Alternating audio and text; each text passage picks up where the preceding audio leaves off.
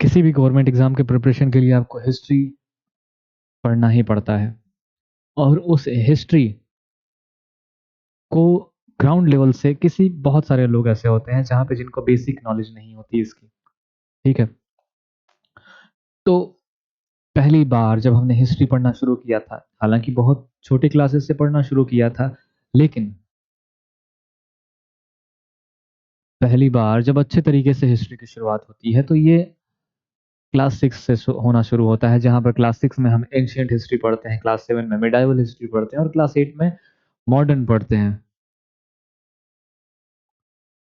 और क्लास 6 में ancient history में, और ये सारी चीजें आपको मदद करती हैं कि चाहे वो आईएएस के जो एग्जाम्स होते हैं वहां पर भी कहा जाता है कि अगर आप आईएएस की प्रिपरेशन शुरू करना चाहते हैं, सिविल सर्विसेज की प्रिपरेशन शुरू करना चाहते हैं, तो सबसे पहले एनसीईआरटी पे आपकी बेहतर पकड़ होनी चाहिए। लाइन बाय लाइन इसमें चीजें, बहुत सारी चीजें बयां कर देती हैं, क्योंकि NCERT national educational research council ने बहुत सारे टीचरों, देश भर के बहुत ही विद्वान जनों की मीटिंग से ये चीजें बड़ी ही ब्रीफ इसमें की हैं। इसलिए जब इन बिटवीन द लाइंस को हम एक्सप्लेन करते हैं इसमें चीजें, तो सभी की सभी चीजों का समाहित हो जाती हैं इसमें सारी चीजें। लेकिन अब आप कहेंगे कि मैं तो बहुत बड़े स्तर के एग्जाम की तैयारी करना चाहता हूं, मैं क्लास 6 लेवल पे क्यों पढ़, क्योंकि वर्ड जानने के लिए जरूरी है कि सबसे पहले हम उनके एबीसी को जाने, एबीसीडी उनके रूट्स को जाने, कहाँ से चीजें शुरुआत हुई थी। बेसिक्स, नींव जितनी मजबूत होती है, बिल्डिंग उतनी ही मजबूत होती है। तो आगे जितनी भी बेहतर पढ़ाई करनी हो, सबसे पहले हमें शुरुआत बेहतर करनी चाहिए। उस बेहतर शुरुआत की कड़ी में हम एनसीईआरटी को सबसे पहले खत्म करेंगे, उसके बाद उसके पे एक प्रश्न खत्म करेंगे, और फिर मैं आपको दिखाऊंगा कि एनसीईआरटी का रोल हर एग्जाम में, हर एग्जाम में है, चाहे वो एसएससी हो या फिर सिविल सर्विसेज के एग्जाम हो, स्टेट के जितने सारे एग्जाम्स हो, हर जगह इसमें से चीजें पूछी जाती हैं। और ये सीरीज स्पेशली अगर सिर्फ इस किताब को अगर मैं कवर कर दूं तो सी टेट के एग्जाम के लिए पूरा का पूरा किताब कवर हो जाएगा, जहां पर 6, 7, 8 सोशल स्टडीज माध्यमिक स्तर की जो परीक्षाएं हैं सी टेट की, उसमें पूरा का पूरा सोशल स्टडीज ही पूछा जाता है। अब शुरू करते हैं। पेन मैं सेलेक्ट कर लेता हूं, अब ब्लैक है तो इस पे वाइट अच्छा चलना चाहिए, एंड द सेकेंडरी कलर मैं चूज कर लेता हूँ येलो को, एंड प्राइमरी कलर मैं चूज कर लेता हूँ वाइट को। ठीक है, बहुत अच्छा। इस पे दिख रहा है? हाँ दिख रहा है। ठीक है, और इरेज कर लूं थोड़ा सा इसे, और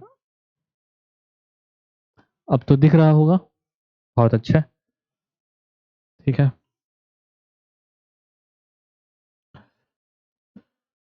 पहला चैप्टर है एनसीईआरटी का हिस्ट्री में, जिसमें कि शुरुआत इस तरीके से है। इसको मैं और बड़ा कर लेता हूँ।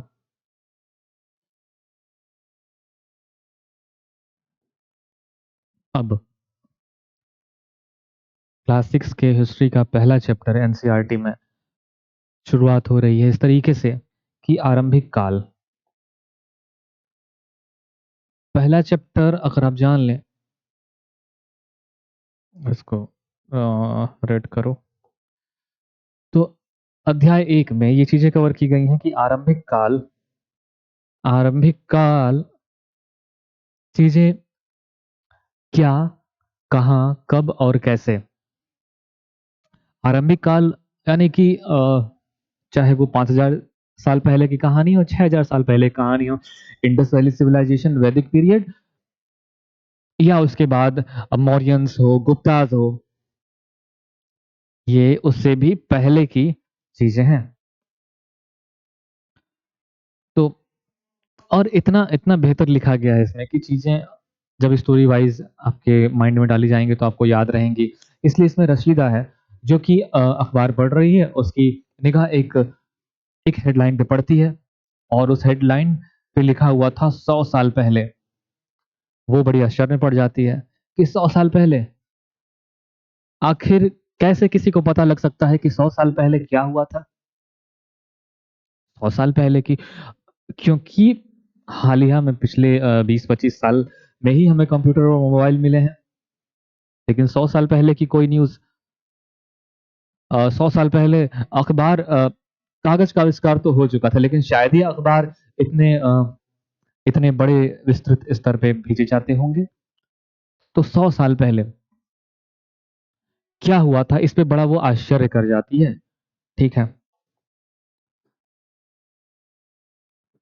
100 साल पहले पे वो बहुत आश्चर्य कर जाती है, जिसमें कि अब हम भी ये आश्चर्य करते हैं कि आखिर 100 साल पहले क्या हुआ था, ये कैसे पता लगाएँ? आखिर कैसे जाना जा सकता है अतीत के बारे में? आप खुद भी सोचिए कि क्या सोर्सेज़ हो सकते हैं? अब यहाँ पर आंसर आपको मिलता है कि अतीत के बारे में बहुत कुछ जाना जा सकता है। अखबार, मोबाइल, न्यूज़पेपर, मीडिया न होने के बावजूद भी उनके अवशेषों से, जो सोर्सेज़ हमें प्राप्त होते हैं, उनसे भी जाना जा सकता है। जैसे कि कैसे सोर्सेज़?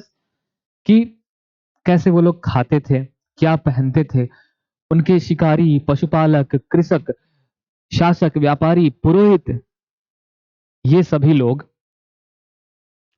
अ, जैसे कि सिंधु घाटी और मोहनजोदड़ो या फिर मेसोपोटामियन या फिर जो ग्रीक एम्पायर है, इजिप्शियन सभ्यताएँ हैं, इन सभी में अगर हमें कुछ पता चल पाया है, तो या तो रोसेटा स्टोन मतलब एक पत्थर का लिखा हुआ जिसपे कि इंस्क्रिप्शंस कुछ लिखे हुए थे। उसी तरह से हमारे यहाँ अशोक ने भी बहुत शिलालेख जैसे कि प्रयाग प्रशस्ति मिलती गुजरात में मिलता है, तो इन सभी से प्राप्त किया। ऐसे बहुत सारे अवशेष पे हम लोग समय पर समय चर्चा करेंगे, ठीक है?